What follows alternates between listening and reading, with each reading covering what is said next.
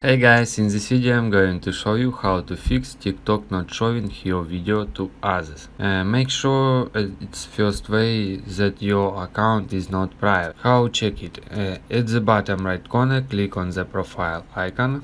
Next step, open settings. At the top right corner, tap on three lines. Select privacy, and here we can see private account.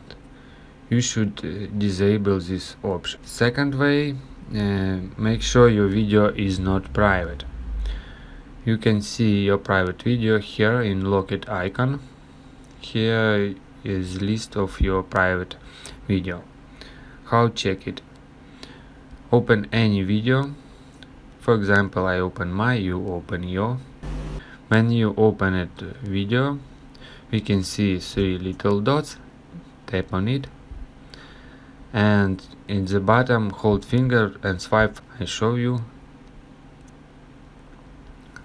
Okay, find settings, privacy, select it, and make sure who can watch this video. Tap on it and select everyone. Third way, just try to reinstall your app.